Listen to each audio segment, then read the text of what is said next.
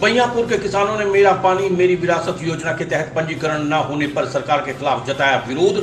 खेतों में पहुंचकर किसानों ने सरकार से की अपील, धान छोड़कर उगाई है कपास।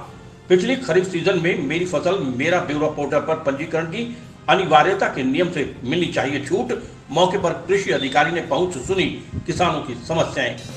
प्रदेश सरकार ने मेरा पानी मेरी विरासत योजना के तहत किसानों को पंजीकरण करवाकर कपास और पानी की कम खपत वाली फसल उगाने को लेकर 7,000 रुपए देने का प्रावधान किया है। लेकिन सोनीपत के गांव बनियापुर समेत काफी क्षेत्र के किसानों को रजिस्ट्रेशन करने के दौरान परेशानी उठानी पड़ रही है और उनकी फसल का रकबा शून्य दिखाया जा रहा है।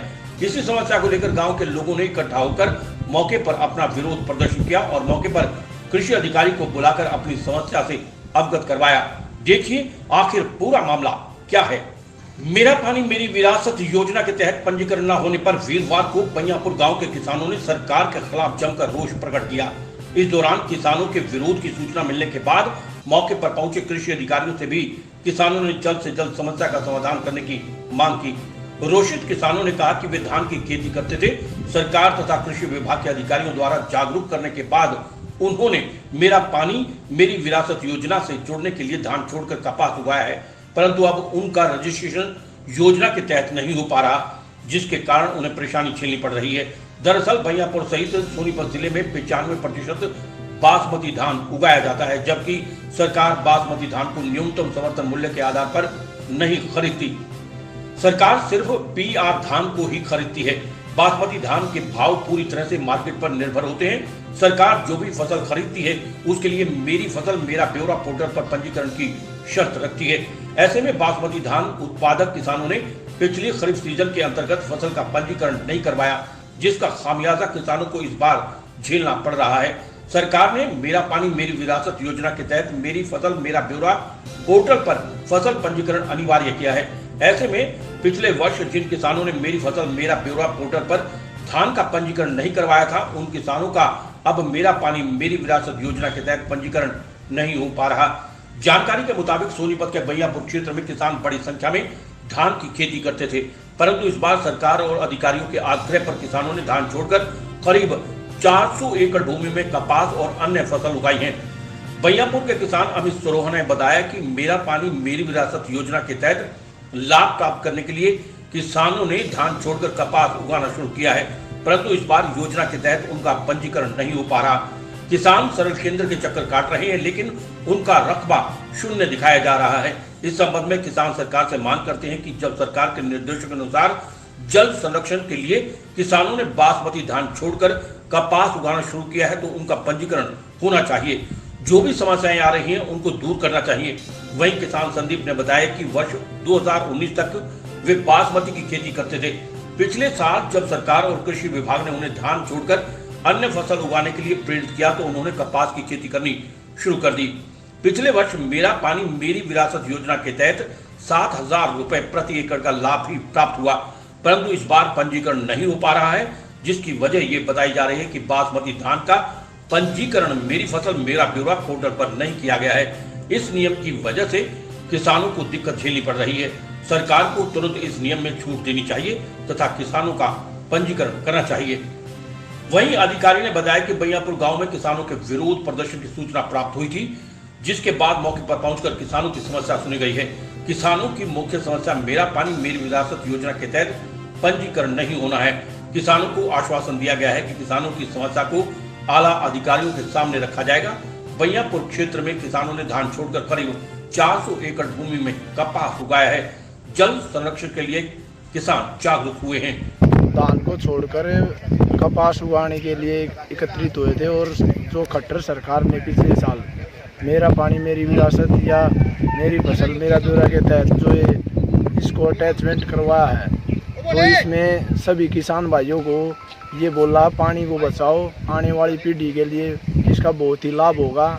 अगर ऐसा नहीं करेंगे तो जो पानी अब 70 फुट पे है तो आने वाले टाइम पे 150 फुट या 200 फुट पे चला जाएगा।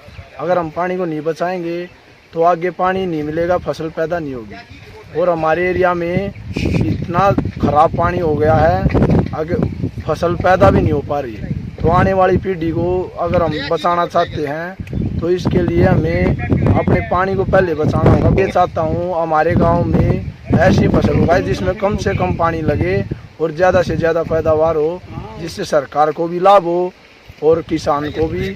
और किसान को ऐसी फसल उगानी चाहिए जिससे से ज़्यादा प्रॉफिट हो। दानों में 30,000 रुपया खर्चा करते हैं, 25,000 रुपये के दान होते हैं। दीप गांव बैयापुर, डिस्ट्रिक्ट सोनीपत।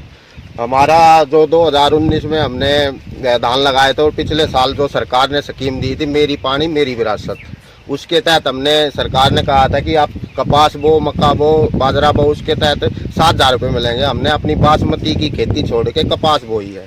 कपास बोने के बाद हमने उसके पिछले साल 2020 में 7,000 रुपये मिले।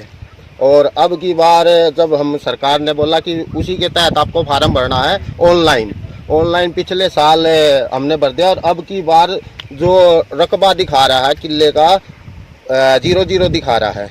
इस वजह से हमें उस स्कीम का फ़ायदा नहीं ले रहे। कम से कम ये 70-80 किले के करीब होगा जिसका रकबा 0-0 दिखा रहा है। एक तो पेशेंट ये है और दूसरा ये है जो 2020 में हमें बासमती लगाते थे, जो ये खेत है अपना ये वाला, इसमें बासमती लगाते थे। अब की बार हम इस स्कीम का फ़ायदा ले रहे हैं तो इसका भी कोई रजिस्ट्रेशन नहीं हो रहा। हर से ये मांग करते हैं हमारा एक तो वो रकबा पूरा चढ़ाया जाए, जो भी जिससे भी चढ़ाना। हम सब जगह चले गए हैं, पटवारी के पास भी चले गए हैं, सब जगह घूम आए हैं। हमारा जो रकबा हो 0-0 दिखा रखा है। मैं डॉक्टर नवीन लटवाल, कृषि विकास अधिकारी सोनीपत में करे। मेरे पास अभी किसानों का संदेश आया था कि सर हमें मेरा पानी मेरी विरासत में पोर्टल पे पंजीकरण कराने में कुछ समस्याएं आ रही हैं। तो किसानों ने जो समस्याएं हमें बताई है कि जैसे जिन किसानों ने पिछले साल भी मेरा पानी मेरी विरासत का 3 एकड़ के अंदर फ़ायदा लिया था और उनको सरकार के द्वारा अनुदान राशि भी जारी की गई थी, लेकिन वो पोर्टल के ऊपर किसी कारणवश उनका एरिया 0-0 दर्शाया गया है। एक तो ये समस्या ज़मींदारों ने बताई है। दूसरा, ज़मींदारों की मेन समस्या ये है कि जैसे ये एरिया है ज़्यादातर जो GT बेल्ट का एरिया है, ये 11-21 या 1509 बासमती उगाने वाले किसान हैं। तो इनकी ये समस्या है कि जी जो इस साल किसान जुड़ना चाह रहे थे और वो किसी कारणवश पिछले साल मेरी फसल मेरा ब्यौरा पर दान का पंजीकरण नहीं करा पाए और वो इस स्कीम से अब की बारी वंचित रह गए हैं। तो इनका ये है कहना है कि जी हमें सरकार से हमारी ये गुजारिश, हमारी सिफारिश पहुँचाओ कि हमें भी मौका दिया जाए और अगली बार से सरकार के जो आदेश होंगे उनको हम अच्छी तरह पालन करेंगे।